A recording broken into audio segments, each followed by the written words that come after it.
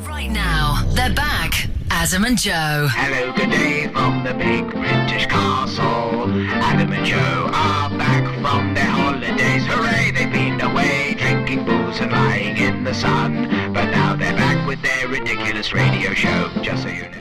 One can go out to a movie looking for a special treat. What kind of treat? Like a revel or something? Revels, Maltesers, possibly. Probably minstrels. Minstrels? Because they don't make a mess in the hand. That's right, they're the ultimate cinema treat. The best movie snack. Other treats are available, of course. But is that the only reason one would go out to a movie? Yeah. Just looking for a special treat? Yeah. A lovely little surprise package. And that's what that song's about. That was Marvin Gaye there with It Takes Two. Hey, this is Adam. Hey, this is Joe. Welcome to our radio show here on BBC Six Music. We hope you've had a fantastic summer. We've been away for how many weeks? 125. It's not enough. 8 weeks we were away, 2 months. I want to be away more. It doesn't seem like a very long time, does it? It was quite nice, wasn't it? Pretty relaxing, wasn't it? It was nice being able to sleep in on a Saturday. Yeah. Oh, sleepy. I did a lot of Saturday things, went to festivals. Did you? Travelled around. Did you? Hung out with the Saturdays? Yeah, it was amazing. But now we're back and things are going to be very different, right? Oh, yeah. Oh, it's going to be totally... We have spent the last 8 weeks in meetings. Rebranding. Retooling the show. Here's how much money we've spent on rebranding and retooling this show. £2,400 million. I mean, that seems like a lot, doesn't it? But it's actually true. And that's BBC money. That's taxpayers' money. Part of it's BBC money. Part of it was a slush fund. Some of it was National Lottery. That's right. Very, very poor people desperate for some money, betting their final quid on the lottery every week straight into our pockets. A lot of it was focus groups. Donations. Philip Schofield donated He a did. lot. He hosted a telethon on Latvian television. Fern Britton donated £25. She auctioned her gastric band. we had a rebrand-a-thon. It was like a big concert. So it's going to be if you're a regular listener, it's going to be disorientating. I mean, all the features, all the things you use to orientate yourself around this programme, they're going to be totally new. What's the new name for the show? The new name for the show is Boggins. Boggins.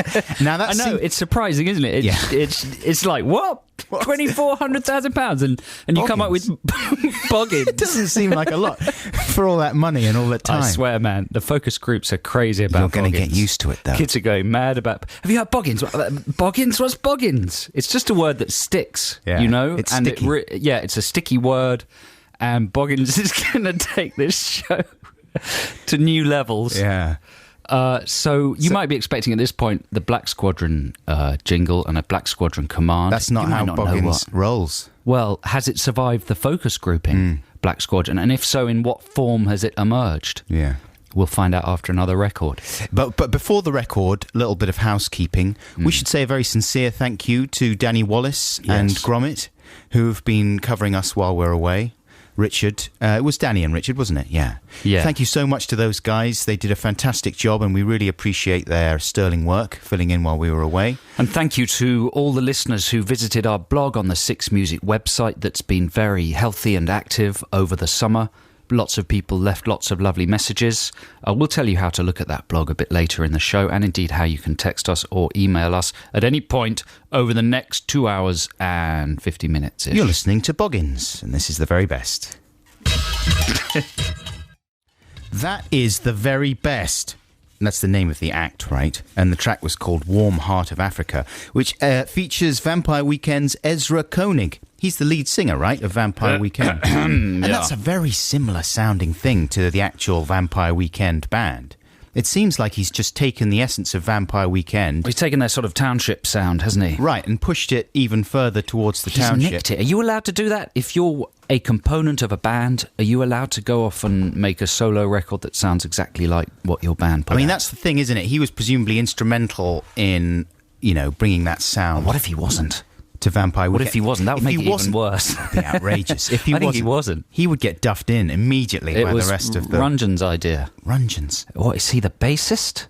What instrument does Rungeons play in Vampire Weekend? Rungeons, he just dances, doesn't he? And He's the dancer. He plays chains. He's like the bears. Exactly. Ezra, it's Rungeons here. Listen, man, what's going on with the new band you done? I brought that sound to the band, not you. And now you have stolen it. How could Rungeons bring a sound to the band if he's just the chain dancer? That's the thing. You seem to think that just because I'm the chain dancer, I didn't bring a sound. Wrong! I brought the sound, and now you've taken it. He brought in that Paul Simon album, Graceland. That's right. One day. And Don't you remember? I brought it in. You said it was great. You said we could base the whole sound of the band on it. Me, my idea. Now you have gone and taken it. Why? this is weird because I'm not even sure. I think I might have made up Rungeons. No, you didn't. And yet you seem to really know him really well. Yeah, I do. And do a Everyone really knows- bang-on impression of him. Everyone knows But Rungeons. I don't know. I think I just made it up. You never did. Didn't you see the Rungeons documentary on BBC 4? Rungeons. That's what it was called, Rungeons. It was called Rungeons Rungeons, and the I township sound. Yeah. It's lucky we know so much about music, otherwise we wouldn't be able to talk for so long about the records we play. It's true, isn't it? Hey, listen, I've done... did you get into any new music over the holidays? Do you know what I did? I had a bit of a Mos Def. Is that how you say his name? Yeah, Mos Def. I had a bit of a Mos Def thing going on. You used to say Mos Def like there was moss growing on it. Yeah, I like to say Mos Def every now and then. Do you know what I've enjoyed saying a lot? What? I've enjoyed pronouncing the name of Jim Cameron's forthcoming movie, Avatar. Avatar. Yeah, and just seeing if anyone says anything. Hey, did you see the Avatar preview footage? Yeah. It's a good test of someone's character, whether they go, what a tar? Or why did you say it like that? Yeah. Whether they go, no, I haven't seen it yet. The Americans don't say Avatar, though, do they? I don't think anyone does, apart No, from me. Apart from Joe Cornballs. Avatar. So what music did you get into? You got into Mos Def? Yeah, his new album, The Ecstatic, is terribly good. Oh, is it really? And it got me listening to his old albums again. Yeah. I'll be playing something from it later in the programme. I got into Wild Beasts. Now, I already liked Wild Beasts before because of their single Brave, Bulging, Buoyant Clairvoyance that we played a few times on this show. They're from Kendal. And they have a sort of histrionic singing style, or at least the lead singer does, that reminds you of Billy Mackenzie from The Associates, right? And their new album, Two Dancers, is really good. And it's got a kind of a widescreen production sound. And it reminds me a lot of things that you and I, Joe Cornish, enjoyed in the early 80s. What do you mean a widescreen production sound? Well, it's just beautifully produced, is what I'm Stuff is saying. panned further to the left and right than usually. Then it seems possible. Yeah. It just seems... Could you do that sort of an audio aspect ratio? You should do, shouldn't you? Well, this one would be an extremely wide... Give me an extremely wide aspect ratio. Oh, gosh. Well, CinemaScope, you know, How the West Was Won, that was very wide. That took 3 projectors, it was so wide. Uh-huh. Well, this is exactly what this sounds like. See what you make of this. This is called We've Still Got the Taste Dancing on Our Tongues, and it's about basically going out on a Saturday night and snogging people and saying, what's so wrong with that? What is wrong with What's that? so wrong with a snog? Hope you enjoyed This Is Wild Beasts. By the moonshine, it's tricky.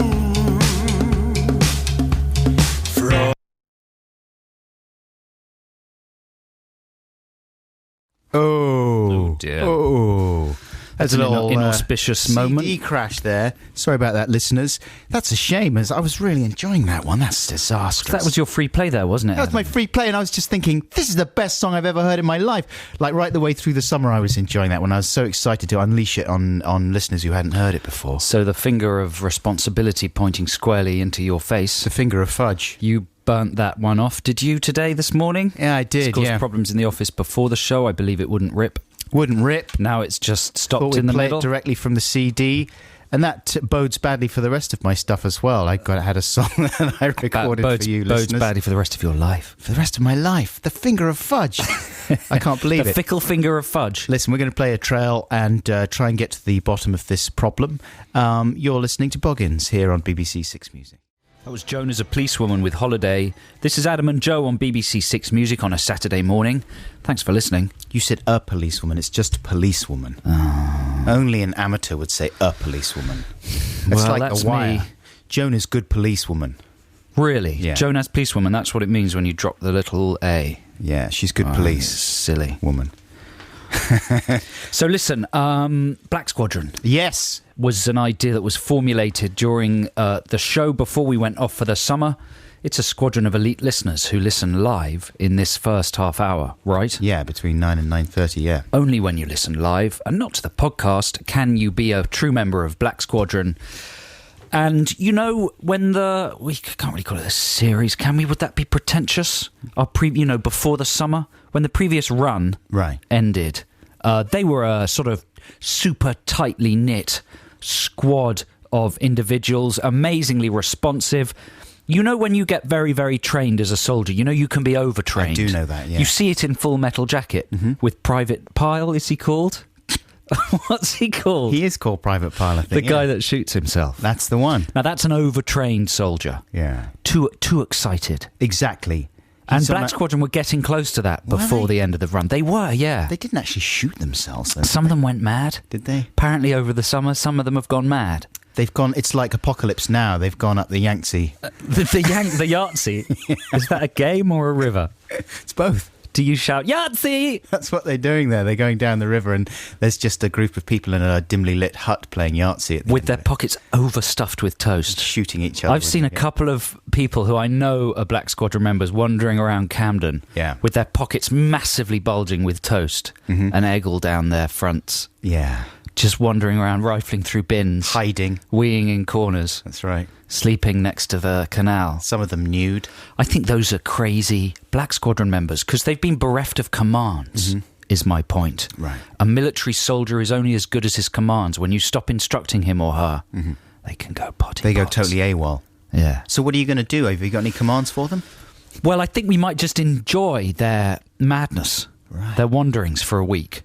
And then maybe get them back up to speed next week. Because we've got, I mean, you were just showing me a picture of a couple of folks wearing strange masks, but they had designed amazing Black Squadron T-shirts for themselves, which they were wearing. Well, that was someone on our blog, I think, designed some beautiful Black Squadron T-shirts with an alarm clock and everything.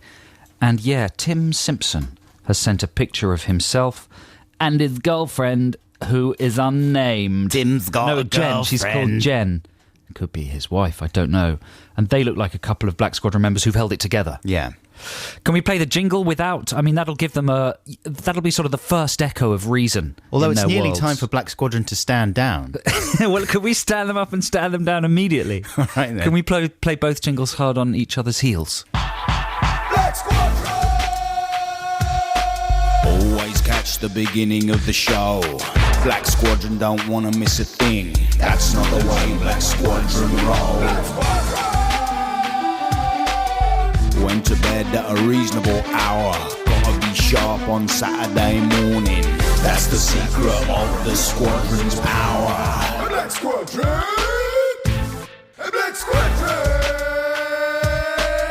Stand down, your work is done. You've earned yourself a nice warm bath and maybe a nice little bun. So there you go. All you had to do there if you were in Black Squadron was actually stand up and sit down. Yeah. It's a sort of, just to get you back in the swing of things, to remind you that you are a Black Squadron member, just to check who is still responding to commands in the squadron, who is still functioning mentally. The good news is that there is still a place for Black Squadron within Boggins. Within the Boggins Institute. The new look show. Yeah. What it is, we're not sure yet of it. Here's LaRue right now. This is Quicksand. People come, people go, times change, but LaRue is still in the quicksand. This is Boggins here on BBC Six Music. Thanks very much for joining us. Great to be back. It's time for the news. That's an exciting new band. They're called the Pet Shop Boys. Yes, it is. No, it isn't. Is it? I don't know. That's not very good. That's Neil from the Pet Shop Boys, who's actually in the studio with us. Hi, Neil. Would you like a sausage? I've brought a plate of touch my bickies. sausage. I used to be able to do that. It's gone away, my ability to do a Neil Tennant impression. It was nicked by Flight of the Conchords. Damn them! Damn them. They swooshed in and nabbed it. You know what they didn't nick, though? Is our ability to be David Bowie. Fuzzy was a bear. Fuzzy Wuzzy had no hair. I've seen some fairies. They're in the garden. Listen. Someone threw a lollipop and stuck into my eye. Listeners, we said earlier that we'd focus group the entire show, renamed it Boggins, and changed every single element of the show.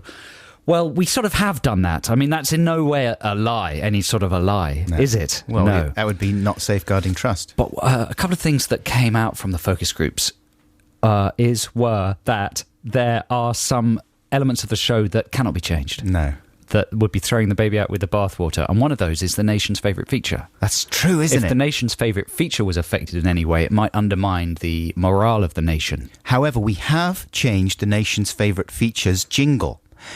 You won't actually be able to hear the change, but it has been reconstructed by musicians To sound better to pets. to sound better to pets. It's got a hidden frequency that pets are going to dig. So get your pets' ears around this.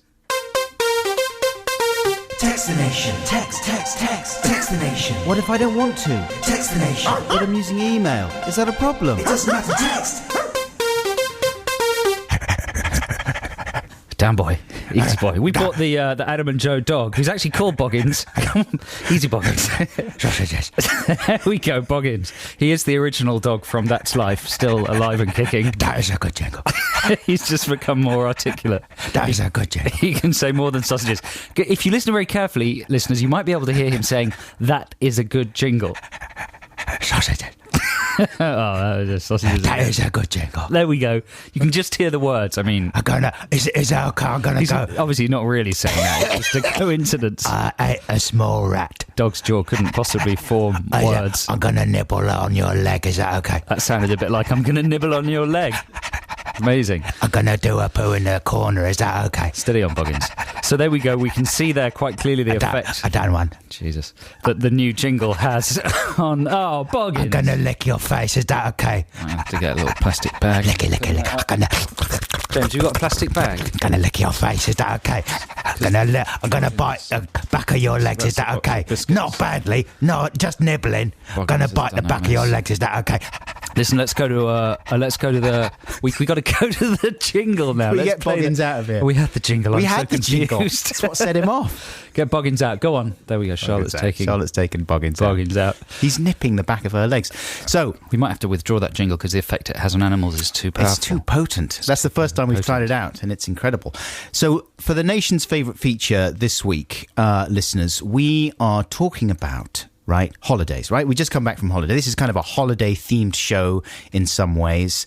And specifically, I want to talk about ailments, holiday ailments, right? Because as soon as you go away, I find this happens to me a lot. You're in, the routine is changed, you're in different surroundings, and things can go wrong very easily with your body parts. Do you find that, Joe? Or are you always in tip-top health on holiday? I'm usually in decent health on holiday. This is a particularly Buxtonic problem. You reckon? Not only do I reckon, I know it because I've known you since you were 13 and I've been on holiday with you regularly for about 15 years and almost every time you got ill or had a tantrum. Well, that's not... What was the tantrum about? You nearly punched me. There was only one, actually. When was that? Was that on holiday? Yeah, when we were in driving around the south of France. But anyway, let's stick to tantrums. That's another... true. That's Well, no, I nearly punched you and Mark, though, to be fair. Yeah. Because you weren't entertaining my idea But I about think it's true to say where to that everyone usually has some sort of incident on holiday. You've opened up a Something wound. happens. I've opened up a can of old... I can't believe you're being so wizened unsupportive worms. about where we should stay that night, you and Mark. Anyway, so yes, it's true that I used to get ill, and it still happens every now and again. One thing that happens to me a lot on holiday is I get ear problems, right? And this is something I think that happens to a lot of people, especially when they go swimming and they're not used to swimming and stuff. Someone I met the other day said, before I go on holiday anywhere hot, if I'm going to be swimming, I get my ears syringed by the doctor. and you've got to be pretty organised to arrange a special syringing trip before you go on holiday. I would say that's a bad idea. Why? Because you take away the protective gunk from inside your ear and make it more sensitive to infection. After the syringing, Really? they can be quite raw and exposed. Not if you get a proper medical That's a layman's syringing. point of view. Who is... that's a lame man's point of view, certainly. But if you go to a doctor... Good one. You're reeling from that, aren't you? You should see Joe right now, listeners. Luckily, I'm 40. He's got his arms so folded. that kind of thing doesn't have too much effect anymore. But if I was 14, I'd be in a pool of blood on the floor. Luckily, no, nothing. Absolutely nothing. Self-esteem utterly unaffected. That's a lame... That's not true. That's a lame man's point of view. That's typical of something a lame man would say. Anyway, So where was I? Oh, yes. No, I think if you got a doctor to syringe your ears, it would be good. Who do you think I do get to syringe my ears? A backstreet syringer. This is what it sounds like. Because the backstreet syringes take away all the protective gunk. A doctor wouldn't. So anyway, this time I found myself thinking, I wish I had got my ears syringed, because it turned out I had to get them syringed out in France while I was on holiday in the end, because I dived into the pool the first day and all the water immediately just stuck in my ears, right? Couldn't get it out. In my right ear, and I was banging my head and trying to get all the water. Nothing. It just stayed in there. I got gradually deafer and deafer in that ear over the next 2 days, and then it started to become painful as well. I thought, this is a drag. So I went to the French doctor. Why are you grinning? Why are you grinning like that? Because I can imagine those two. I was just thinking of those 2 days as you get deafer and deafer. Why? What would I be doing? Imagining the kind of thing you were saying. What? Sorry, I didn't hear you. Could you speak up? Yes. That kind of. What would I be saying? I don't know. Sorry, I can't hear you. Could you speak up? Yeah, exactly. Why is that chuckle? I'm just happy. I'm excited. Okay. So I went to the French doctor, and my wife came along with me, and she watched as he took a look in my ear. He was very upbeat, and he immediately went, "Oh la la," as he looked in my ear, which is French for "you've got a lot of gunk in there." And so he explained in French that I did have a blockage. Un blocage. Le blocage. Le blocage. Oh, c'est le blocage. And it was going to have to come out. And basically what had happened was that there was a certain amount of earwax. The water from the pool had got in there behind the earwax, built up, couldn't get out again, went bad like a stagnant little pool inside my ear. So he said, I'm going to have to use the syringe. So he gets in there with the syringe, right? Isn't it a lovely sensation? It's pretty amazing. It feels very peculiar, very invasive indeed, but not painful. So he blasts my ear with warm water, and my wife watched, and he held like a little cup underneath, and this gunk came out, and my wife said, "Whoa, that was satisfying," because this big lump of discoloured gunk flopped out, and suddenly I could hear again. It was amazing. But then there was another little bit caught in there, so we went in with the tweezers, and that was really painful. I think maybe he pulled out part of my eardrum. The brain. Part of the brain. I think the brain's popped out. I'm not sure there was any left to pull out. No, there was a little bit that was interested in pornography, and that bit came out. That bit's definitely still in there. Okay. But so yeah, it was a very peculiar sensation, but it cleared up my ears. It was fantastic. That is listen. That's the end. Of what? Of everyone? Of that part of my holiday ailments anecdote. Right. I mean, I've got a whole page full, right? So should we sort of get round to the nub of the thing we're asking the listeners? Yeah, what is it? I mean, I'm not saying that in a loaded way. I'm just thinking it might give the listeners something to orient. I don't know. You're in charge. Well, you shouldn't introduce nubs then. If is the I'm nub in charge. to ask people what their disastrous holiday illnesses have been? Yeah, I mean that was just a very roundabout anecdote to get you in there. It took longer to say the anecdote than I expected. You know, I had a similar. Do you remember when I had shingles? That was largely provoked by earwax buildup. Because I'm an earplug wearer, right? So every day for the last 15 years, I've shoved every night I shoved the earwax deeper in there with the plugs. And do you wash your plugs every day?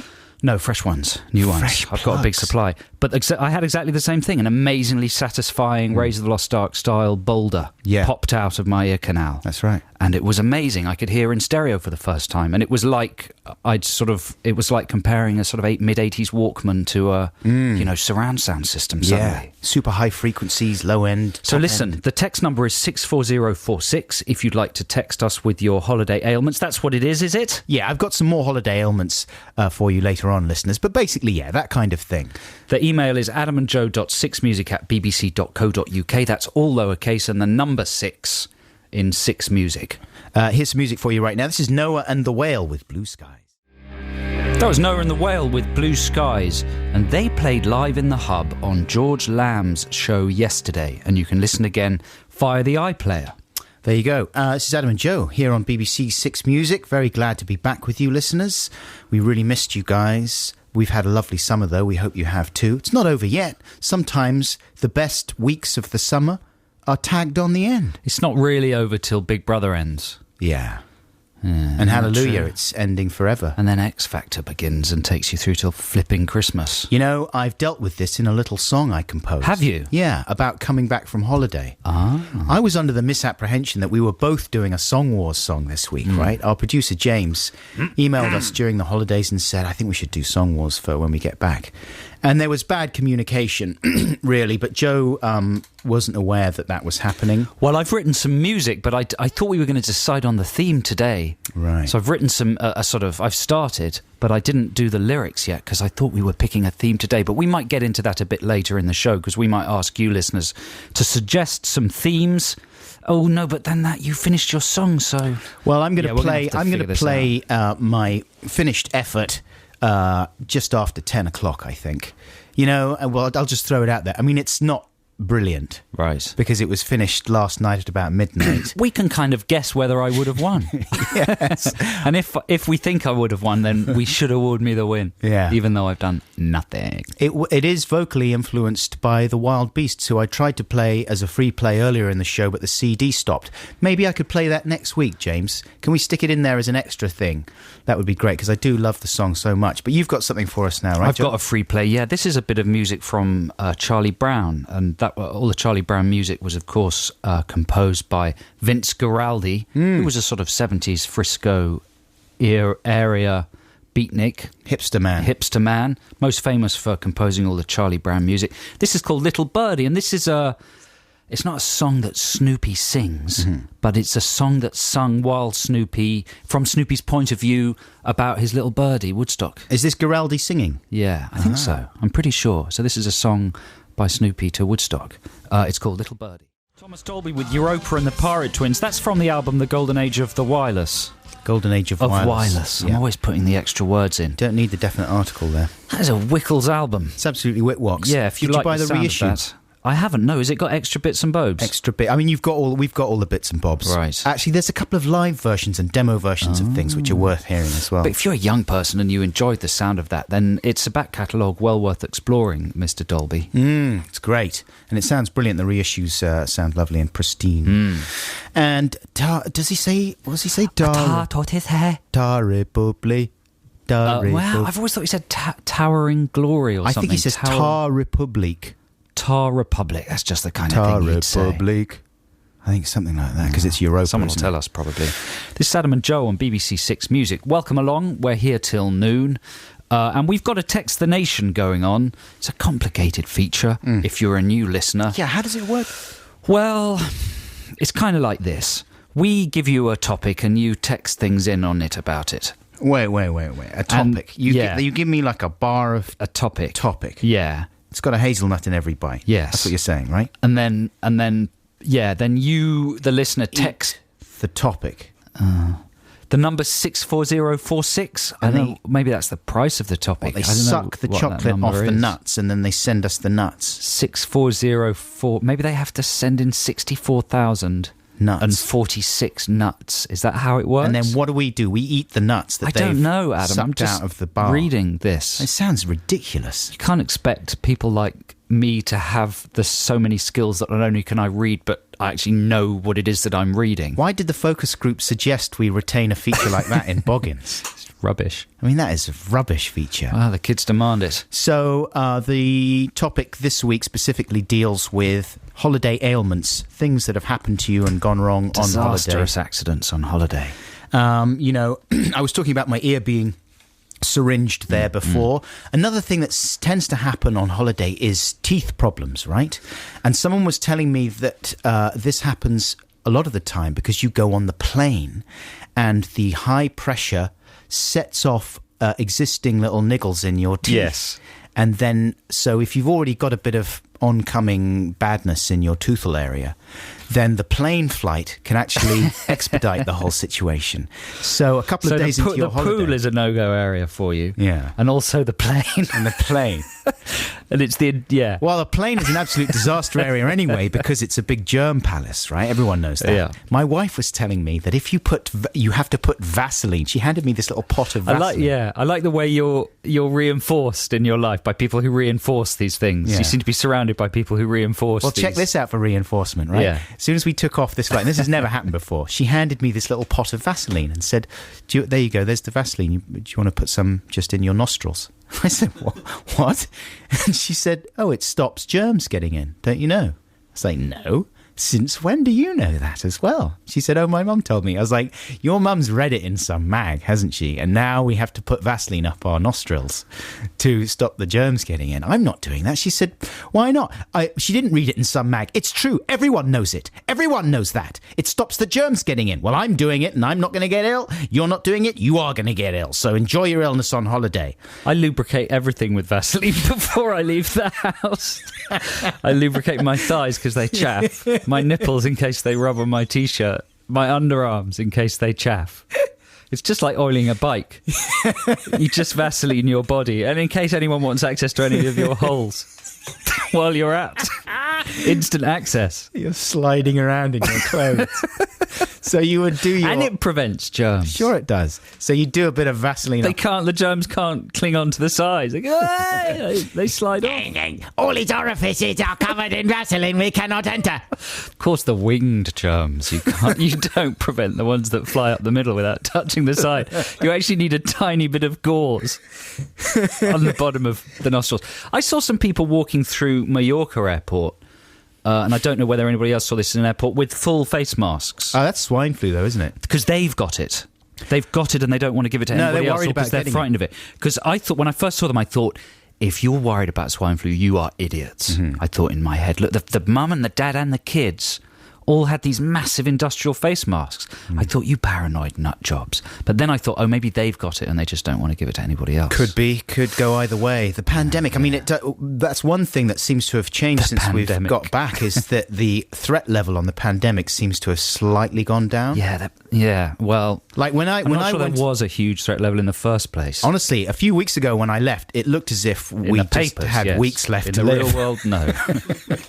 Listen, should we read out some listeners' ones, though? Yeah. Here we go. Here's one from Graham Talbot. He says, when I was 14 years old, I went on holiday to Portugal with my parents. I was very excited to be going to a hot European country. Until then, we'd always holidayed in England, and even at the tender age of 14, I knew that those holidays had mixed results. Anyway, when we got off the plane in Portugal, I stepped onto the steps down to the tarmac, and as I looked up into the bright sunshine, I lost my footing, I fell down the steps, I broke my wrist and my jaw. I now have a Portuguese screw in my face. Oh, in my face. That's a good thing to say at parties. Screw face. I got a Portuguese screw in my face. What's your name? Dear Adam and Joe, I suffered a similar holiday ailment to Adam last year whilst holidaying in France. I was happily playing in the surf at Biarritz, feeling fairly envious of the beach hunks and babes riding waves, but making the most of it, when I turned my head directly into the path of a hefty wave. It smacked me upside the head, knocked my contact lenses out and perforated my eardrum. Oh! I had to wander up and down the beach, blind and deaf, calling out for my parents. I'm 27. Perforated his eardrum? What kind of wave smack did he get? These are public. We're doing a public service here, as we should in the big British castle, because things can go wrong so fast. I mean, waves are deadly on many levels. You can get easily tossed and smacked on, coral and stuff like that. I've had that injury a number of times. That's what happens to Tom Hanks in Castaway. What? James Matthew George Melling, is that his name? James Matthew George Melling says, when I was on holiday in Malta as a child, my father sat on an old-fashioned wooden folding deck chair. It collapsed in the old-fashioned slapstick way, but it chopped off his finger. Oh! Not many people have lost a finger to a deck chair. I would say that a few have, actually. And not only when you're abroad do you have the terror of the agony, but then it's the mental anguish of how are you going to handle this? Do you have insurance? Where's the doctor? How are you going to get there? How are you going to explain what happened? It's a nightmare. Well, the thing that happened to me, right, I started off talking about teeth problems, right? I was in Greece and I got terrible toothache the second day into my holiday. I was only out there for like 4 days or something. And I was having the first day out there, best day of my life. I remember thinking to myself, this has been the best day of my life. Where was this? Say it again. Out in Corfu. Oh, Corfu. And then the second day, toothache starts in the morning, and it's that thing, it sort of comes on from 1 minute to the next. You think, oh, there's a little tooth niggle there. And then by the afternoon, it was agony. Had to go into town, right? And the only doctor there, I kid you not, when I approached the surgery, was standing on a balcony with a ciggy in one hand and a syringe in the other. So I go in to see this probably guy. Some smack in the syringe. I don't know. I could have done with it after a while, I tell you. I go in there. I'm really in pain and I'm really nervous now. And this guy, who was like a classic caricature of a dodgy doctor, with his ciggies poking out of his top pocket, unshaven, with a syringe there. I'm sure he was a perfectly good doctor, but I was still terrified. He takes one look at my mouth, and then the only phrase I could understand was root canal. So he was going to perform root canal on my tooth, which just felt like a normal toothache. I was in so much pain that and I didn't have any Greek, skills, so I was in no position to argue. But I had a massive whitey, all my blood pressure just went AWOL, and I was just about to pass out, and I just said, "I'm passing out," just as he was about to inject me. And so he went, "Oh, I'm passing, okay." And he sort of pushed my legs up onto my chest. Do you know what I mean? Like he bent my legs back and pushed them onto my chest. That supposedly gets you over your whitey. And then he proceeded to give me root canal. And so it took me the rest of the holiday to get over the pain from that. When I got back to England... Unnecessary and root saw canal. my dentist, totally unnecessary. Yeah. My dentist said, "Who the hell did this? They butchered you." Guess how much it cost to fix what the guy did? £2,000. Yeah, well... Right? To fix that. It was unbelievable. What are you saying, yeah, well, for? Like I deserve it. Because he spotted you coming a mile off. He spotted me coming. He just didn't understand. He's just going, I love root canal. Here we go. Panasonic projector coming this way. He didn't charge me $2,000. Your The guy in motorbike. England did. Oh, did he, to fix it? Yeah, to fix it. Oh, I see. Yeah. Anyway, we'd So like listen, to... send your ailments, 64046. The more brutal and shocking and sudden and surprising and ruinous, the better. Yeah. Because that's the effect they have on when you're on holiday, right? Absolutely. All your pent-up expectation of the most wonderful time of the year, then suddenly, slam, disaster. 2 gold teeth I've got to show for it now. Check it out.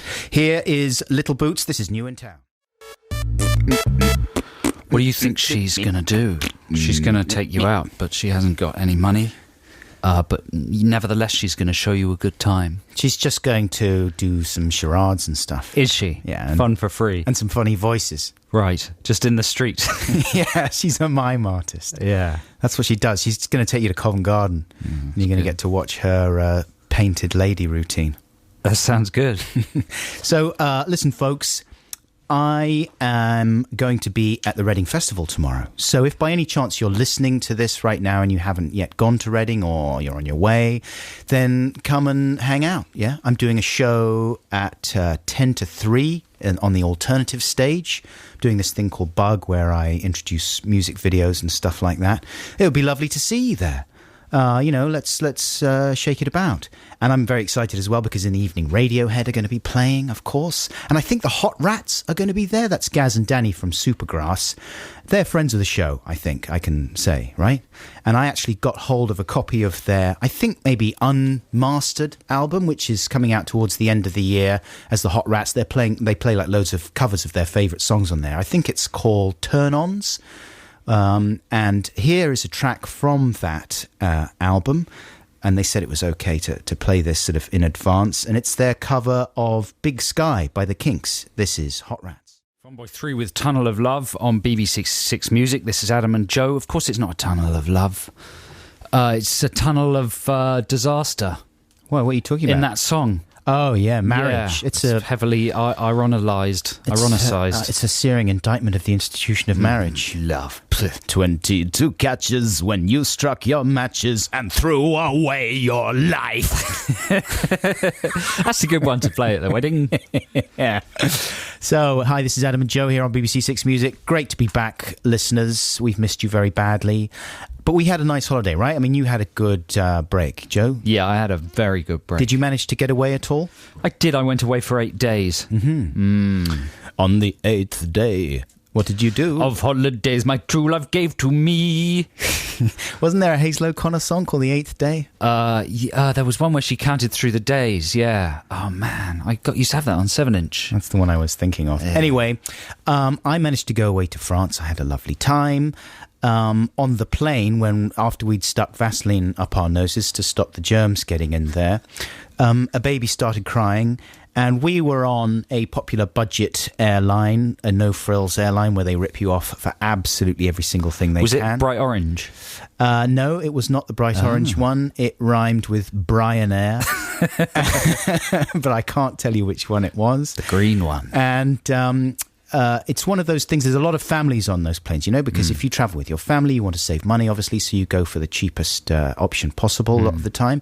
But it does result in a huge amount of screamosity on the actual plane when you get on there from the young children. And there's nothing you can do about this. And there should be an understanding amongst other passengers who don't have children that, it's just one of those things that happen. But you can't stop yourself as a passenger yourself, if you're not with children, hating the parents of the screamy little children, right?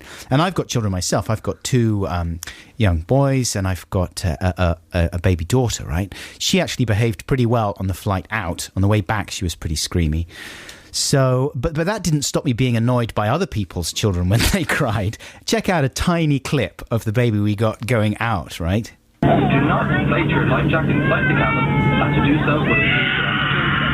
Before departure, we would ask to ensure that your seatbelt is securely fastened, your tray table is upright in locked position, armrest down, and window line is fully open. She was just warming up as well. Oh, my God. That was when we're still on the tarmac and the guy's giving the announcements. And that's when most of the children really get going with the screaming because they're annoyed and they don't understand why they've been on the tarmac for like 20 minutes while you get going. And anyway, there you go. That was one of the fun things about my holiday, was the screaming.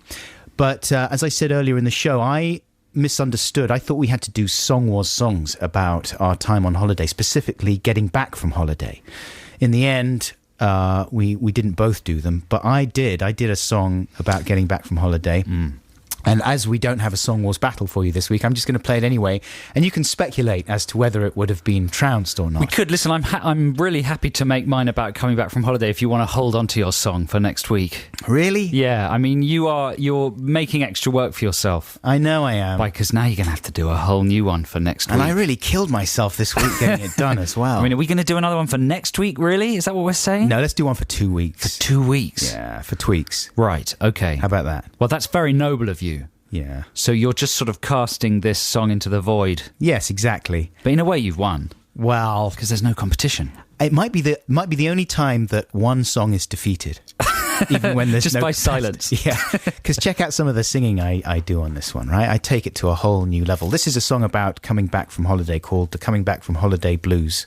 I'm on my summer holidays in France. Eat food, drink booze, I don't wear shoes, and very seldom pants. But in 3 days I have to travel home. And watch my tan just fade away neath English skies of flinty grey. I've got the coming back from holiday blues, from my sun hat down to my flip-flop shoes. There's still 3 days of my holiday left, but the thought of going home is making me depressed. Each sunset now is flecked with tears, and the tears are dripping into my beers, and the beers are running out, and so are the days till I have to go back to my ordinary ways. Can't you leave me here, drinking cans of friendship beer, lying in the summer sun, having semi-nudie fun? Why can't the bad times just be never, and the good times last forever?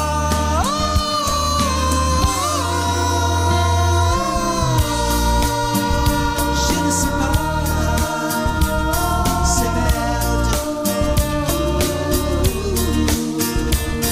Now I'm home and I'm opening the horrible mail, and I haven't paid the bills and I'm going to jail, and the news that I missed is making me sad, and there's something in the fridge that smells very bad. Have to wait another year till I'm drinking Frenchy beer, lying in the summer sun, having semi-nudie fun. 50 weeks of work is what we have to give for 2 of pleasure.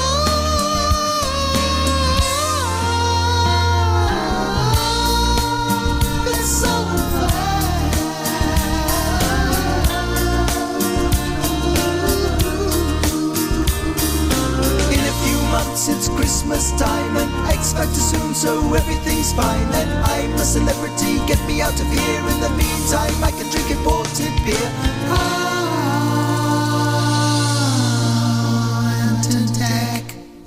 Yeah. That was, it was very moving, some of the falsetto singing. I was really pushing myself. Yeah, well, you got there. Yeah. You landed right where you wanted to land. I think I might have pushed myself into some kind of hole. That was good. That was very touching. Thank you. I mean, do you get that, though? You start getting depressed about going home and you're only in the middle of the holiday? You know what? I was really excited about coming home. Oh, were you? Yeah. I just love being in my house. That's the same as my sons. Is it? Yeah, about halfway through, they're like, when are we going home, Daddy? Yeah, well, I'd say something about me then. But I really wanted my toys. Yeah, they really did. I missed my toys so badly. I said, why do you want to go home? It's nice out here. It's lovely and sunny. You've got a pool and everything. They're like, oh, I just want my toys and my teddies and stuff. Exactly.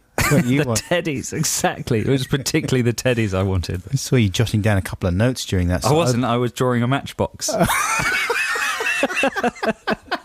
I shaded in the end and I've sort of suggested some matches in there. This is Adam and Joe here on BBC Six Music. We got a bit of music for you just before the news. This is the KLF with Justified and Ancient. That's easy. Sorry. A song from the past there to remind you what you've missed. That was the KLF featuring Tammy Wynette, I think, wasn't it? Justified and Ancient. This is Adam and Joe here on BBC Six Music. It's just gone 10:30. It's time for the news. What was that?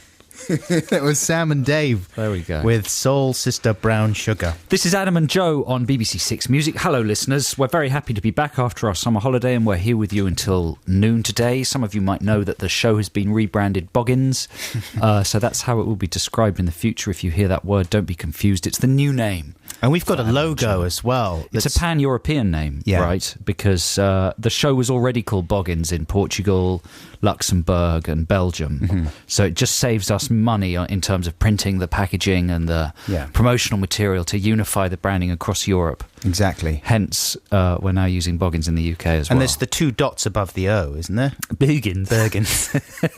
Well, they've come off for Britain, but yeah, they will stay there. So if you go on holiday and hear the show, it'll have an umlaut. Well, the name, is that an umlaut?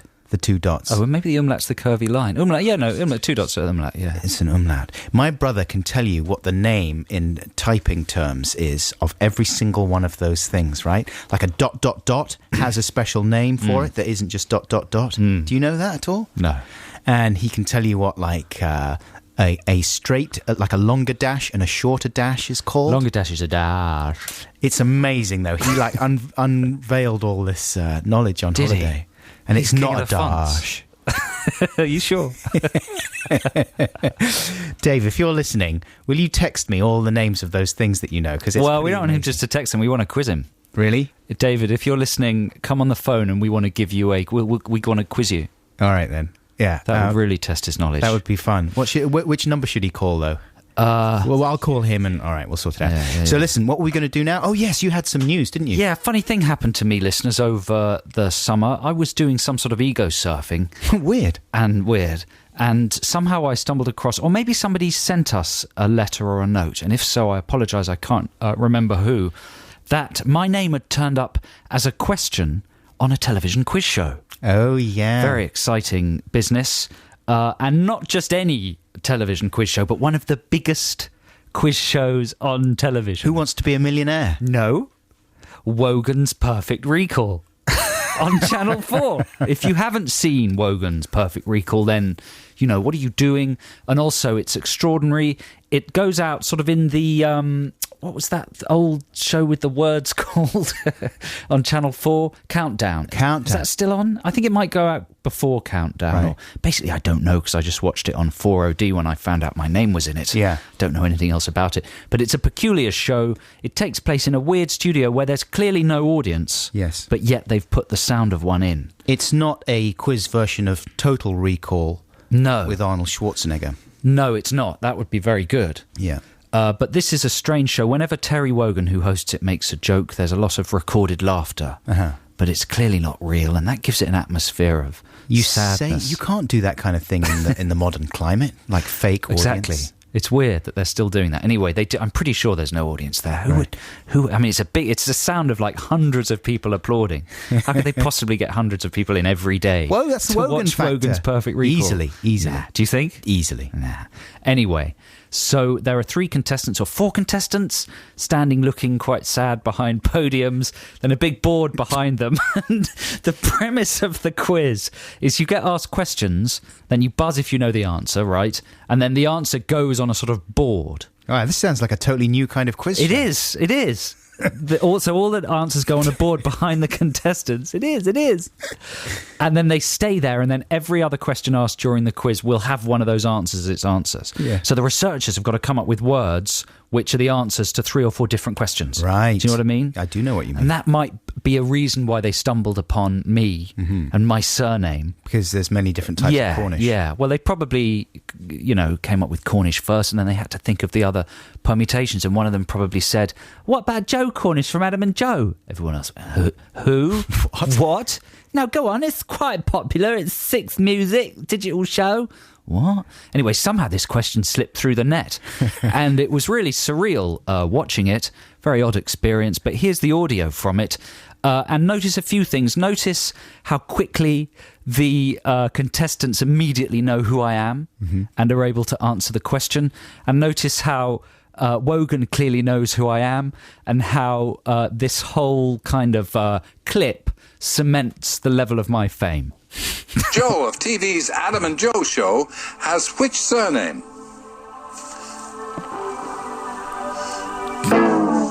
Stick at it, Joe. They'll remember your name one of these days. Cornish. There you go. Then the name Cornish appeared on a little board behind them. He was sufficiently moved to actually make a special encouraging comment. Sufficiently moved by the total bafflement of the contestants. Complete silence. And the contestants were around the age you would hope, that they might actually know who you were. 50s. You know what I mean? Either from the TV show that we used to do on Channel 4 or perhaps from this radio. No idea. They had no clue. I didn't know whether to be excited or really humiliated. No, both, I would think. Yeah, I was both, exactly. I mean, it was exciting that Wogan said my name and that they thought I might be a legitimate quiz question, but then that's a pretty authoritative trouncing of any level of public awareness. But you got some encouragement from Woggins. I did. He said, keep, what did he say? Stick at it, Joe. Can we hear it one more time? Joe of TV's Adam and Joe show has which surname? No. Stick at it, Joe. It's the noise. They'll remember your name one of these days. Stick at it, Cornish. Joe. I have stuck at it for about 15 years. They'll remember your name one of these days. I don't like that. The way he says it is like, there's no way in the world. He's like, if you do some sort of killing. It's the mass murder that'll do it for you in the end, Joe. You might make it onto the news one of these days. Stick at it, Joe. This is about it for your level of fame. As far as going down in the annals of history, have fun, because it's just happened. Well, if you work on that show, I'd like to hear what your thinking was about, putting that question on there. Presumably someone in the team of researchers listens to this programme, right? Presumably they would have got fired after that. Oh, one would hope so. Here's Ian Brown with Stellify. That's Ian Brown, the Monkey Man, with Stellify. This is Adam and Joe here on BBC 6 Music. Very nice to be back with you. And we are in the midst of the nation's favourite feature. Text the Nation. Let's have the jingle. Text the Nation. Text the Nation. What if I don't want to? Text the Nation. But I'm using email. Is that a problem? It doesn't matter, text. And Text the Nation this week, listeners, is all about terrible disasters that happen to you on holiday. And we've become a little fixated on injuries. But we don't just need injuries. We do like a good injury on this programme. Well, it's ailments specifically. Yeah, ailments. So it can be sickness, or could it just be a general disaster? One thing that happened, and this was really potentially pretty grim, was our little daughter, who is not yet 1. She pulled a bench down on her head, right? And that's something, obviously... Pulled a bench down? Like a wooden bench, a small wooden bench, and she's just... That was what, balancing on the edge of something? No, we deliberately... How do you mean she pulled it down? Well, she's standing up, right? She's just about standing up now. So she just sort of was holding onto the side of the bench. Right. And she just pulled it over onto herself. Oh, no. And it came clonk right on the bridge of her nose. Ooh. And my wife was absolutely freaking out, as you would expect, because she was thinking, oh no, I should have been watching. And she was standing right there. You didn't really care. Well, and here's the thing. We were just about to have a barbecue, right? And I was setting up the barbecue. I was really excited about the barbecue. And I was just looking forward to my first beer of the afternoon and stuff. And the barbecue was nice and hot. And those barbecue burgers, the barbecues, are delicious. And so then I hear this scream from the kitchen, and oh my goodness, and poor old Hope, she had a cut on the bridge of her nose, and you could see there was a big bump already forming there. She's absolutely freaking out with the shock of the thing. I'm glad to say that she was absolutely fine, but my wife was like, she's broken her nose, and oh my God, we got to take her to hospital and all this kind of stuff. I was like, easy, don't have to take her to hospital just yet. I'm sure she's fine. Little babies they don't have bones to break. That's what I was saying. They've got jelly. It's just jelly. It's all just putty. It hasn't hardened yet. It's putty. It's improved the nose. We can mould it back. And she's like, no, we got to go to hospital. Finally, we phoned a doctor, and the doctor said, as long as there's not like brain fluid leaking out of her nose, then she's probably okay. But then at that point, she was sick. And that's one of the things you've got to watch out for after a baby's had a bash. Do they cry immediately? If so, that's a good sign. You don't want them passing out. Yeah, that's true of life in general. Mm-hmm. If someone cries at something, it means they're working through it. It's the middle distance stare that's right. The problem. If they go quiet, then you've got a problem. You've got to worry. The other thing is if the baby is sick soon after a bump, that's not a good sign. And so at that point, my wife was like, that seals it. Barbecue's off. We're going to the hospital right now to get her checked out. I don't want to take any chances. I was like, well, do we? I mean, the burgers are there. She's fine. She's a little baby. She's got putty. It's going to be fine. And I was a bit nervous at that stage. So we compromised. We phoned up a doctor in the UK. Doctor said, don't worry about it. Unless there's brain fluid leaking, you're probably all right. Barbecue's on. So Dr. Buckles was pretty happy about that, and gradually everything calmed down. I'm really pleased to say that it's only about 4 or 5 days since the accident. Already her nose is right back to normal, because my wife was thinking that she's like, oh no, I've broken the baby. She's going to be scarred, and she's going to look like, she looked a little bit like a Klingon. Is the thing, because Klingons have the special ribbed nose, yeah. And it was bad, I mean, it could have been a lot worse, obviously. So I'm glad that was a minor ailment, and I'm very glad to say that the barbecue was absolutely great, and it worked fine. Do we have time for some listener ones? Don't say it like that. I didn't mean it like that. It was very pointed. I just thought we should keep it, pithy. Here's a really good one from Doctor. Is this guy Dr. Leon Carney? Mm-hmm. He says, I remember, in fact, I will never forget being 4 years old, going on holiday to the English seaside, taking my tricycle with me. I loved my tricycle. I loved it so much that I'd cycle on it naked. My parents were happy to let me cycle naked because this was back in the days when kids were allowed to be naked and their parents didn't get arrested for letting them be naked. One sunny morning, I remember recreating a scene from Chips, the 70s police programme. I was suddenly involved in a crazy naked bike chase with a fictional baddie. The baddie gave me the slip around a sharp corner, and as I turned my bike to pursue him, my man parts got caught in the steering mechanism. What?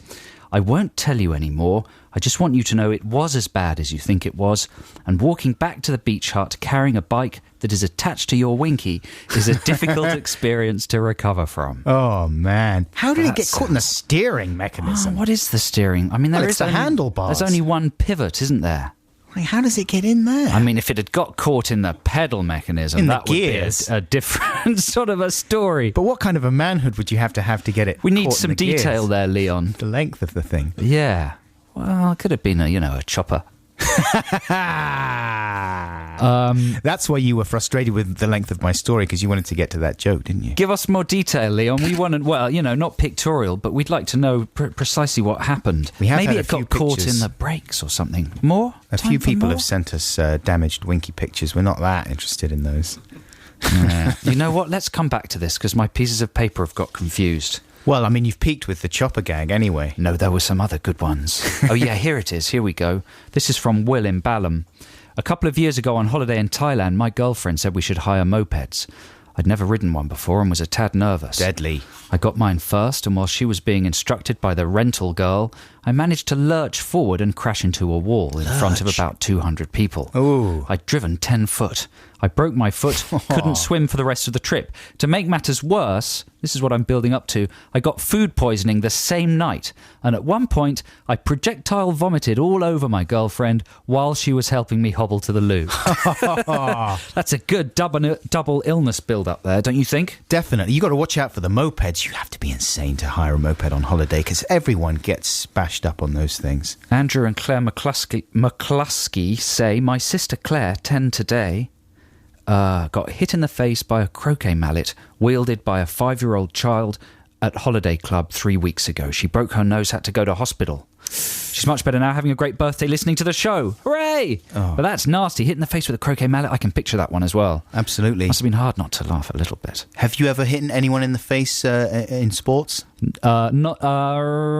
Possibly. I don't think so, no. I smashed someone, Sarah Prest. I smashed her in the bridge of the nose with a tennis racket. Did you? Yeah. When we were about 11, she was beautiful. And I couldn't believe that she was... Well, that's the thing. I couldn't believe she was up for having like a tennis lesson with me, right? She was good at tennis. I wasn't so good. First swing I take, smash right into the bridge of the nose with a tennis racket. She was so nice about it, but she couldn't help herself screaming with pain and crying. And then she walked away. Have you seen her since? No, I've never seen her since. I hope she's okay. If you're listening, Sarah, I'm really sorry.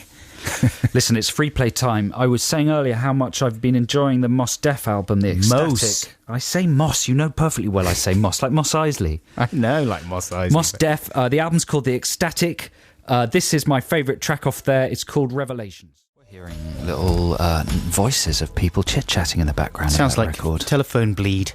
It does, doesn't it? What's going on there? I think that's part of the production, though. It was very impressive. That was Bat for Lashes with Sleep Alone. This is Adam and Joe here on BBC Six Music. Earlier on, we were talking about the fact that my brother is kind of a freakish expert on what you call little bits of punctuation and... Now, he's made a boast about this, has he? Is this why we're going to haul him over the audio coals? I think it's a little unfair to say he boasted, but he certainly came out with quite a torrent of specific knowledge about what these things were called on We holiday. like to punish people who have knowledge on this programme. Because we have so little of it We ourselves. like to belittle those with knowledge. So Dave, I think, is on the line. Hi, Dave. Hello. How you doing? Okay, how are you? Yeah, very well, thanks. Hey, Dave, nice to speak to you. Hey, Joe. How you doing? Now, you're not going to do that thing, Dave, are you, that you sometimes do to me when you're on the phone with me and just go very quiet for long periods? Good answer. Okay, so Dave. Yeah. You're on live radio, please don't swear. Okay. We're going to test you on the real names for some popular bits of, would you call them punctuation marks? Is that the collective term for these symbols we're referring to? Maybe, or diacritics.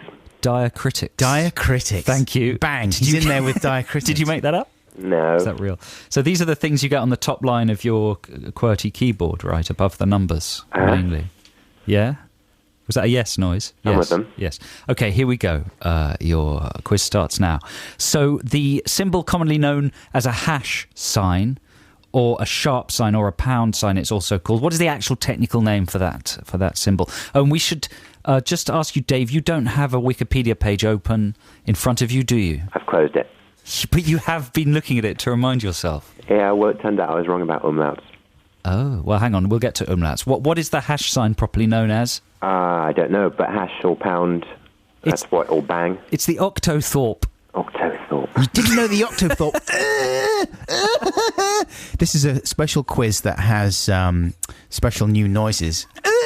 Is the one you get when you get something. I'd forgotten that one. I did know that one. Did you actually know that? Because you did not know you'd be that. forgiven for not even vaguely knowing that. The octothorpe. Okay, here's a simpler one, David. Just ignore your brother.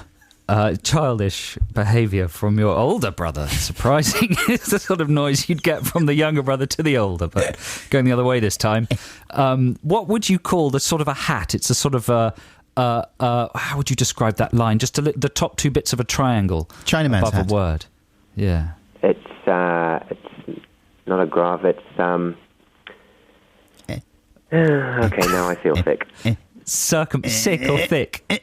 Both. It's a circumflex. That was an easy one. Didn't know a That's very easy. circumflex. That's not Dave.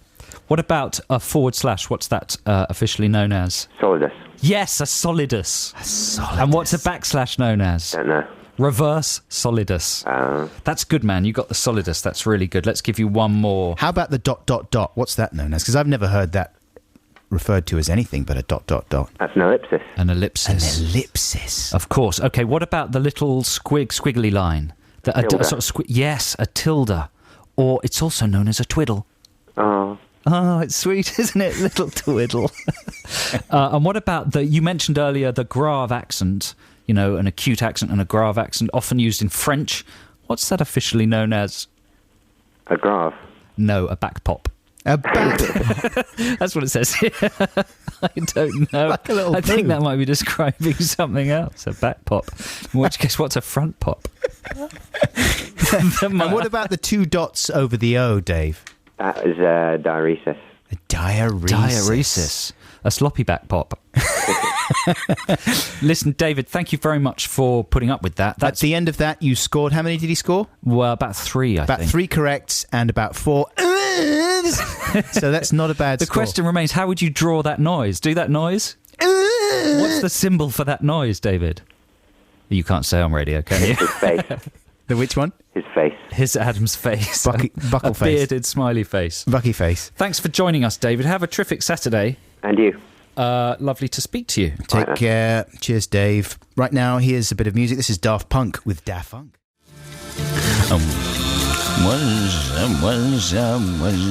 Hello, this is David Bowie.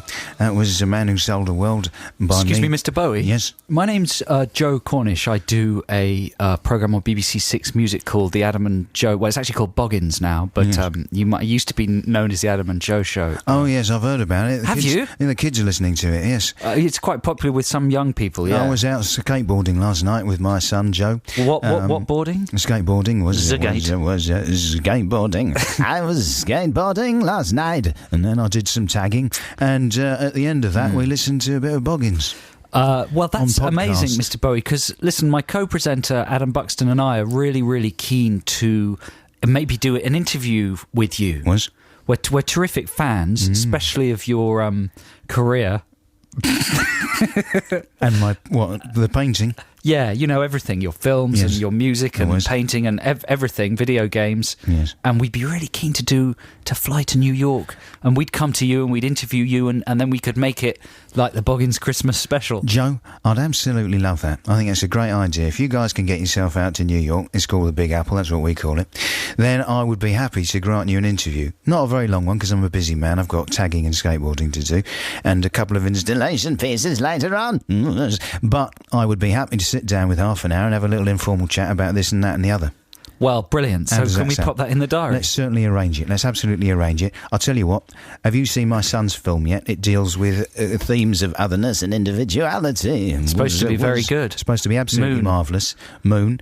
You should go along and see that. Maybe we can all get together and have a big old chat and watch that and have some popcorn. That, listeners, is a fantasy version of what Adam and I would very much like to happen. Our producer, James, has been trying to get in contact with David Bowie's camp to try and set up an amazing The Boggins interview. The B camp. I still haven't seen Moon yet. I really want to. I've only heard good things about Bowie's son's directorial debut. But you know what? He's been very studious in not making those connections with his father. That's true, isn't it? And he's avoided mentioning it, I think, in all press in a very noble and admirable way.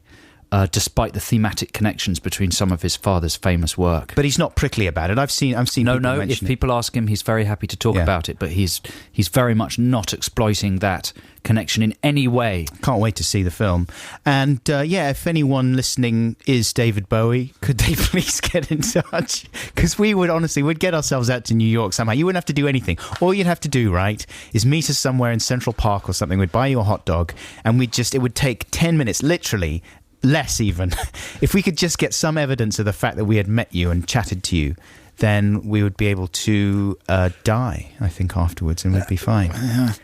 Listen, as a piece of evidence, that we could play now, an indication of what would happen if one of us were to meet an important, respected figure in rock who takes himself and his work seriously. Yeah. As an indication of what might happen when that individual was met by a sort of idiotic digital radio DJ. Do we have any kind of evidence of what might happen? Funny you should say that.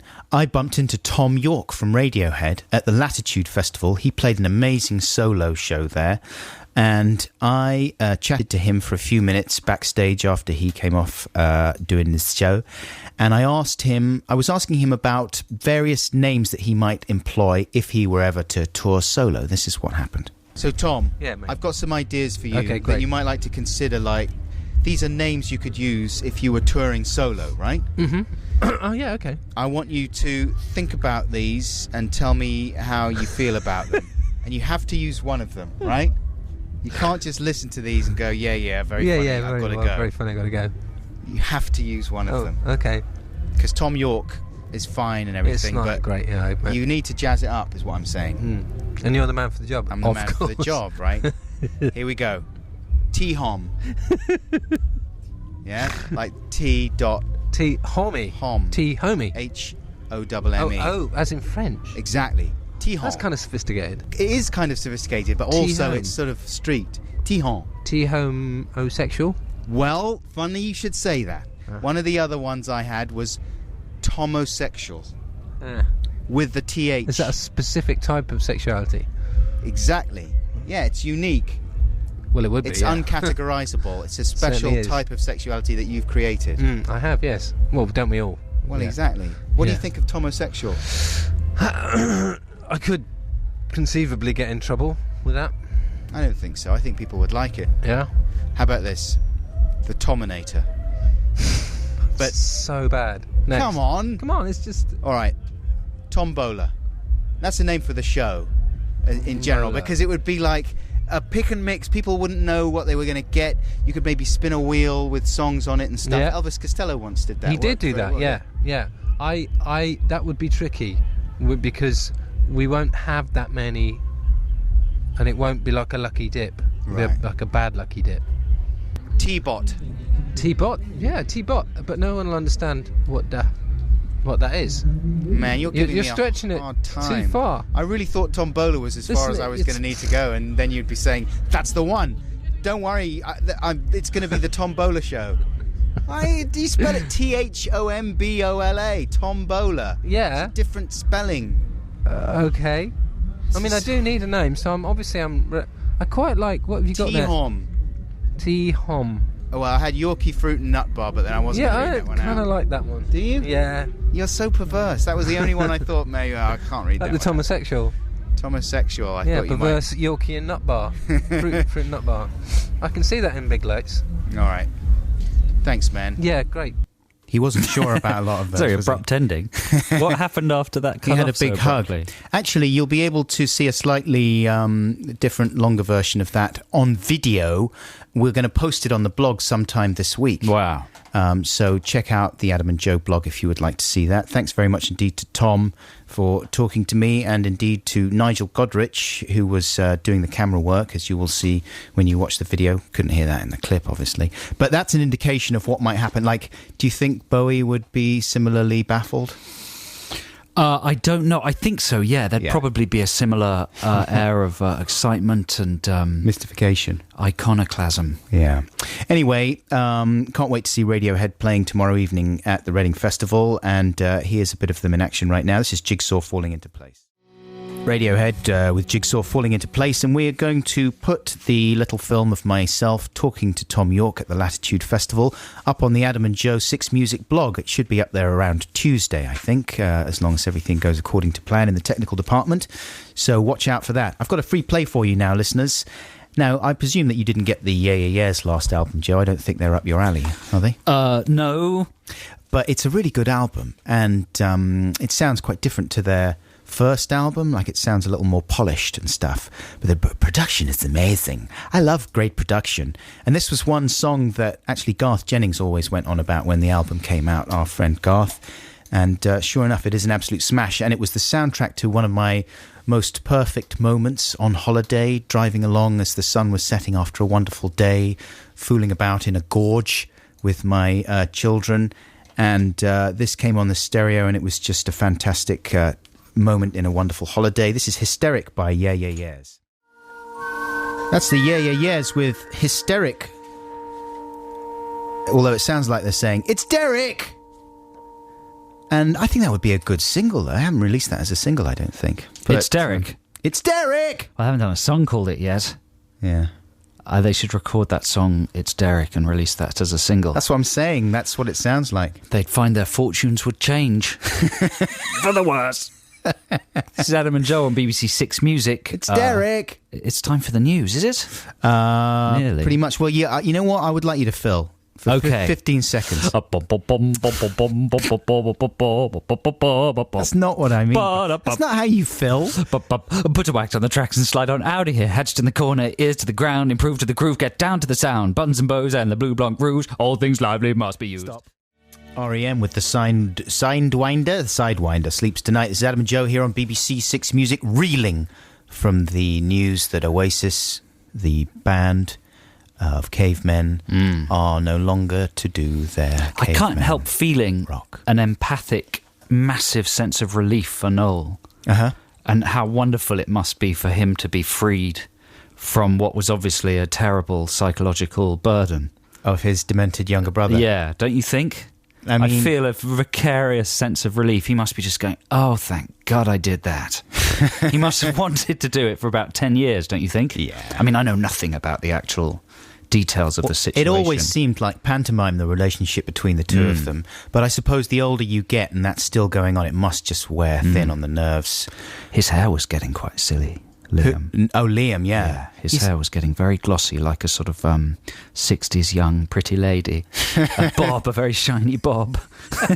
Didn't seem like the kind of haircut he could walk down the streets where he grew up and not get lamped in the face for. No, I think you can. I mean, that level of vanity is sort of peacock behaviour, isn't it? That's perfectly acceptable I don't know, in all kinds of communities, Joe. Sorry about that. Now, you had something in your locker. Yeah, I was just... I went on holiday to Spain, and me and my lady partner, we booked a couple of nights in a very posh spa hotel. Ooh. We thought we'd go posh at the beginning and then go a bit cheaper for the main body of the holiday. That's strange. I would do it the other way around. Well, we ended up spending the whole holiday in the spa. Yeah, because we didn't like the other place. Anyway, so when we first got there, we decided to book ourselves some treatment. Have you ever had that kind of thing? Yes, I have. Have you been to a spa and had a treatment? Yes, on my honeymoon. Have you had a massage? Yeah, and it really takes it out of you. Have you had an elaborate massage? Certainly I have. Like exotic orange aromas of the Himalayas. Had the whole thing. I mean, it was everything but sensual. Do you know what I'm saying? Okay, well, listen, let me talk you through my massage. Certainly. I was very excited, and my problem is I find massage, whoever does it, slightly erotic. Of course. Even a sort of grisly old football manager massaging David Beckham's shin. Your sports injuries. I would imagine there was a sexy frisson. Sure. An unavoidable sexy frisson. Human contact. So that's the first thing that gets me anxious before the massage, which is supposed to be a very relaxing thing. That's the whole point. And it's not something you do very often, presumably. No, one does it as a special treat. Special treat. Poo-poo. So I thought, I'm going to be so relaxed. This is, when I finish this massage, I'm going to be more relaxed than any man has ever been. Was your lady partner having the massage at the same time in the same room? She had hers before. But in a different room, right? In the same room. In the same room, but you weren't there there was only together. one massage. It's very boutique, this place, Adam. It's one massage room. It was cleaned between massages. Anyway, I thought, after this massage, I'm going to be so relaxed I'll be unable to walk. Sure. But weirdly, the massage made me very tense for the following reasons. Reason one was the erotic nature of the massage. And I knew I was going to expose my naked body to this woman totally in a naked. way. Well, it wasn't naked, but so I go into this little room and the following sort of music is playing in the background. This isn't the real music, but I've attempted to recreate the sort of music in the massage room. Nice and new agey. Thank you. Can you hear the Amazonian... Sure, the birds. Oh, there's chanting. Yeah, that was what was going on. Was that you chanting there? No, well, that's me, but I'm just trying to capture the I love music actual like chanting that I was genuinely going on. do. So I go into this room, this music's playing, this very lovely woman with black curly hair, all wearing sort of floppy black clothing. She's got limited English. She says, "Hello, sit. Please take off clothes." Oh. I go, okay, so I take off my clothes modestly, and she exits for that. Not all clothes. But she leaves me a tiny, tiny plastic bag. Very small, what one might call a dime bag. Right. With some sort of article of clothing in it. So she leaves the room, I unwrap the article of clothing, and it's the smallest little paper thong you've ever set your eyes upon. A thong. So I slip on this tiny thong, completely naked now, with a little piece of string going between my buttocks and a tiny little bag for my bits and bobbins at the front. And I put this thing on and I feel very exposed. I think the woman can't come back into the room and see me like this. No. So I wrap a towel around myself. Sure. She comes back in, she says, take off the towel. Ooh. I take off the towel, reveal my tiny little man packet. Yeah. That's not in a state of interest. You might have to loop the massage music, James. So I'm feeling a bit compromised because of that, She starts giggling. She repressed a smile, and I lay on the bed, and my massage involved being covered in oils and then rubbed with salt. Mm-hmm. Then, it was like a chicken being prepared. Wow. And then she put some sort of herbal sauce on me. And Coriander. she was being very invasive. Mm-hmm. Well, not that. She was being very uninvasive with the thumbs, but they did get very, very close to certain areas. Special places. And it was oily. So if she'd slipped, that thumb would have gone right up. Yeah. I mean, it was within seconds of happening. Well, she's a professional. She's Does not going to let sort of that thing happen to you? Not on a regular It's basis. No. But it did. I mean, I know what you mean. The massage I had, I mean, it was It's an inch away from danger at all points. But listen, how did you feel afterwards? Well, there was... let me just get to a moment in the middle. I was lying on this bed. I was lying on a sheet of plastic covered in oil and salt and herbs. Coriander, yeah. And then she wraps me up in this plastic, because that's part of the, treatment. She pops you in the oven. And she says, I leave for 10 minutes. You lie, relax. So I left... she left the room, and I was lying there wrapped in plastic, covered in all these things, listening to the massage music. I just fade up the massage music for a bit to try and recreate that moment. And for about a minute, I felt really relaxed. Yeah. But then I started to feel like an idiot. Like this was the stupidest thing to be doing. Lying wrapped in plastic in a tiny little room, completely on my own, listening to insane... Good music. I like good music. Yeah. To good Amazonian chanting. Sure it is. That's the end of the story. She came back in. I unpeeled my plastic. I had a shower, washed it all off. And I sort of felt weirder and more tense than I did when I went in. Yeah, did you? Because the thing that can happen with a massage, like a really amazing massage, is that afterwards you feel totally drained and it brings like a lot of toxins out of you. I don't know what exactly it does to you, but you feel much worse than you did before you went in, like for a day. Tell you the other thing she did. Yeah. Is she massaged my face. And I didn't know what expression to have on my face. Do you know what I mean? Because my eyes are closed and hers are open. Yeah. I wanted her to think I was really relaxed. So I tried to look as relaxed as possible. Then she starts massaging my face in such a way that it opens my mouth. Like that. So I'm making silly little noises. While she's massaging my face. Anyway, this whole very serious ritual, to me, was just like a comic assault course. That's the other thing that can happen is you can get the giggles. Our friend Garth was telling me about when he got a massage and he just started laughing hysterically and he couldn't stop. Like every single touch he was just howling with laughter, and they weren't able to administer the proper massage in the end because he was incapacitated by chuckles. It hurt me quite badly as well. Yeah. Her thumbs were really causing me pain and I didn't want to say anything because I thought it would be unmanly. Mm-hmm. It was unmanly for you to go and get the massage in the first place, wasn't it? Yeah, it was. It was expensive as well. I bet. That was nice. It was relaxing just hearing the story and hearing the music. Yeah, we might put my massage music up on the blog as well. And then if you want to do an erotic massage with your partner, you will have some inauthentic Amazonian rainforest chanting. Send us the video. Do you mind if I just do a little massage on you during this next song? This is Passion Pit. Can you do the balls? Of your feet? Yes. Yes, certainly. That was Passion Pit with To Kingdom Come.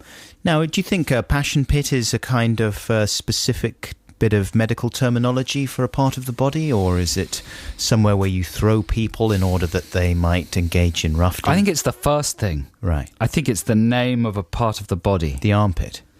Well, I don't know if it's the armpit, because the armpit's not a very sexy area, is it? Is it the nape of the neck? That's not really a pit, though, is it? I can't think of any other parts that it could possibly be.